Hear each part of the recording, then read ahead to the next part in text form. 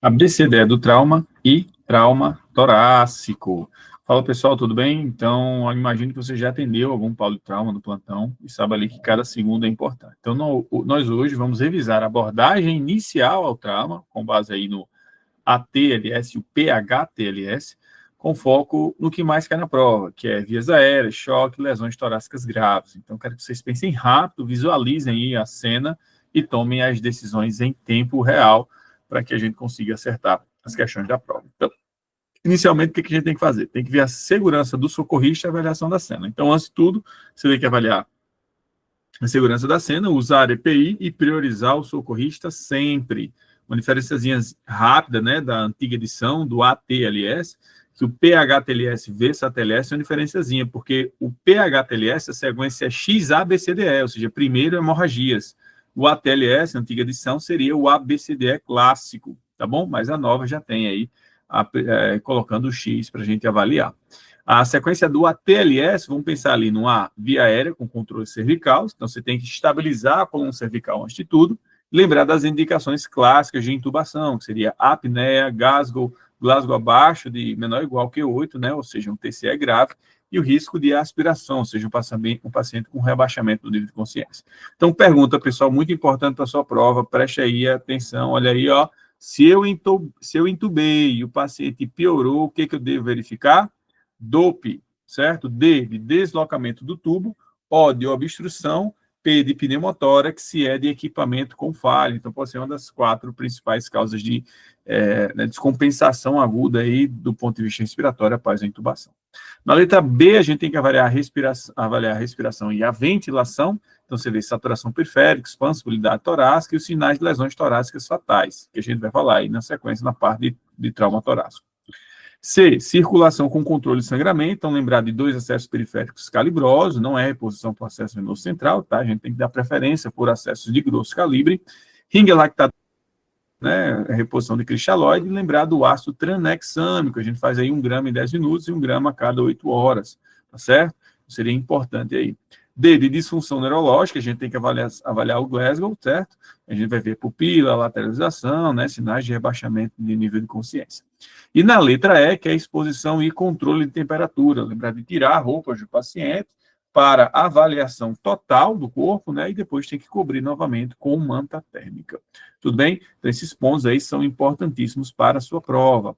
Lembrando aqui de via aérea, que cai muito, cai até demais. Vamos lembrar que a cricotireoidostomia, que é um procedimento cirúrgico, via aérea cirúrgica, lembrar que a crico por punção, onde ser feita em criança, abaixo de 12 anos, ela é temporária, dura de 30 a 45 minutos e não protege as vias aéreas, porque o paciente pode sim, você botar só um catéter ali dentro da, né, através da membrana cricoide, não tem proteção de via aérea.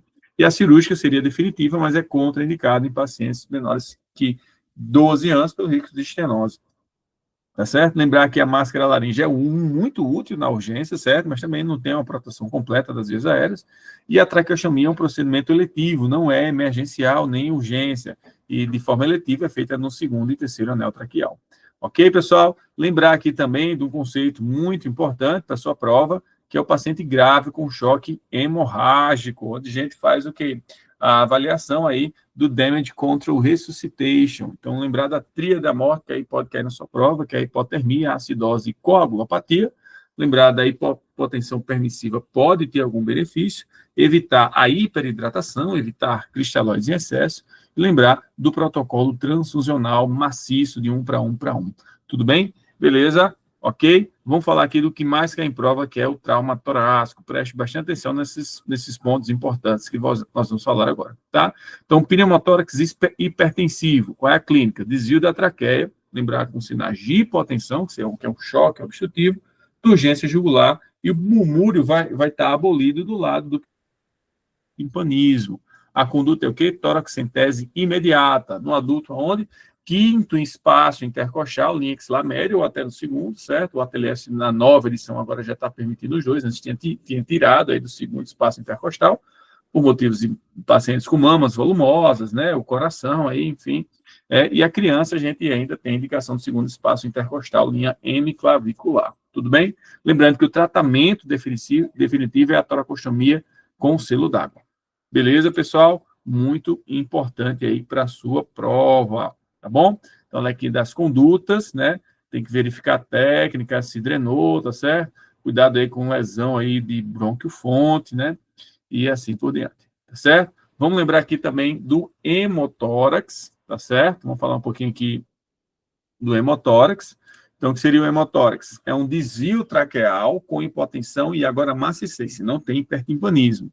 O murmúrio também está abolido e você pode também ter jugulares colabadas, certo? Diferente aí do pneumotórax hipertensivo. A conduta é toracostomia, né?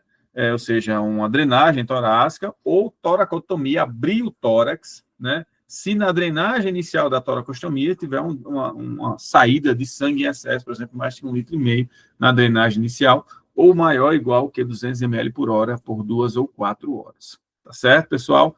Beleza, então seriam as principais pontos que a gente tem que lembrar do hemotórax. Vamos pensar um pouquinho em pneumotórax aberto. Deixa eu botar aqui para vocês um pneumotórax aberto. Então vamos lá. Quando você tem um orifício maior ou igual que 2/3 do diâmetro da traqueia, então, você pode ter um pneumotórax aberto. Então, a conduta seria o quê? É fechar esse buraco.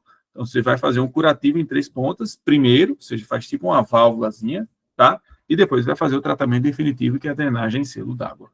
Tudo bem? Lembrar também que nós temos um pneumotórax, existe caso de pneumotórax simples, que é o pneumotórax espontâneo, tá certo? Pacientes aí que crescem muito rápido, são pacientes longilíneos, você tem malformações dos ápices pulmonares que precipita a formação de bolhas, que podem romper espontaneamente. Se for pequeno, você só observa. Agora, se o paciente for submetido a uma ventilação mecânica ou transporte aéreo, você precisa de uma drenagem pleural. Tá certo? Uma toracostomia com drenagem pleural fechada. Beleza? Vamos agora falar sobre o tórax instável. Acontece quando geralmente o paciente tem fraturas maiores ou iguais que 2 costelas ou maiores ou iguais que 2 pontos, onde o paciente vai ter um movimento paradoxal. Na inspiração, o tórax reduz de volume, né? E a conduta é analgesia pesada, oxigênio, certo? Lembrar que a causa real da insuficiência respiratória não é a fratura, mas a contusão pulmonar nesse caso, tá bom? Então, esses são pontos importantes para sua prova. Tamponamento cardíaco, lembrar da famosa tríade de Beck, hipotensão, turgência jugular e bolhas hipofonéticas. O paciente pode ter o pulso paradoxal, que é uma hipotensão sistólica na inspiração, ou seja, baixa pressão na inspiração, e o diagnóstico é pelo FAST ultrassom. Conduta, pericardiocentese de alívio, definitiva, toracotomia. Beleza? Contusão cardíaca, pessoal. Vamos falar aqui sobre a contusão cardíaca, que também pode cair na sua prova, que seria o quê? O diagnóstico, o paciente pode ter um eletrocardiograma com bloqueio de ramo direito, tá certo? E no ecocardiograma você vê uma disfunção ali ventricular, por exemplo, disfunção de ventrículo direito, tá bom? A conduta na contusão cardíaca é a monitorização, tratamento de suporte, não temos um tratamento específico para a contusão cardíaca. Pessoal, trauma aórtico. Então, assim, pensa aí no paciente politraumatizado com alargamento mediastino no raio-x. Você vai pensar o quê? Vamos lá. Politraumatismo, alargamento. Então, pode ser um trauma aórtico, certo? Mecanismo, uma desaceleração súbita, ou seja, uma colisão. Você tem alguns sinais como os pulsos diminuídos em membros inferiores, né? E o diagnóstico é um raio-x aí com alargamento maior que 8 centímetros, mas o padrão ouro seria mesmo uma arteriografia, um angiotc, se o paciente conseguir chegar bem para fazer esse exame, se estiver estável a ponto de você conseguir fazer esse exame, tá bom? E a conduta é reparo cirúrgico, fazer o reparo cirúrgico, né? Mas se ele estiver estável, você pode aguardar e ir observando também. Então, aí é muito grave, você tem que ver a situação do paciente. Ok, pessoal? Beleza? Então, vamos falar aqui um finalzinho sobre choque, pode cair na sua prova, só o filezinho, só o que é mais importante. Vamos lá. Tipo, hipovolêmico. Quais são as principais características? Hemorragia, taquicardia compensatória, extremidades frias, tá? Distributivo, por exemplo, septicemia, que é sepsis, né? Um choque neurogênico, aí você tem a vasodilatação com diminuição de resistência vascular periférica, tá certo? A resistência vascular sistêmica aí. Lembrando que neurogênico você pode ter hipotensão com taquicardia, tá certo? Com bradicardia, desculpe, com bradicardia. Então, obstrutivo, são pacientes com TEP, tamponamento cardíaco, pneumotórax hipertensivo, e o cardiogênico, lembrar pacientes com infarto, insuficiência cardíaca aguda, arritmia e falência aí da bomba cardíaca. Então, vamos pensar aqui num quiz final aí, para a gente lembrar o que é mais importante. Vamos lá. Tria de Beck é sinal de quê? Vamos lá? Tria de Beck? Tamponamento cardíaco. Muito bem. Qual a primeira conduta no pneumotórax hipertensivo? Toracocentese. Beleza. Vamos lá. Quando tem indicação de toracotomia no hemotórax? Drenagem acima de 1.500 ml, imediata, ou maior ou igual que 200 ml hora. Ok. Lesão de brônquio fonte após um dreno. Então, o paciente pode ter uma intubação seletiva, você pode fazer ali, você faz intubação seletiva e coloca um segundo dreno. Tá certo? Trauma com pulso fraco em membros inferiores, lembra da trauma de aorta. Pessoal, aqui são os pontos mais importantes que você tem que lembrar para a prova. Espero que vocês tenham gostado e até a próxima aula. Valeu!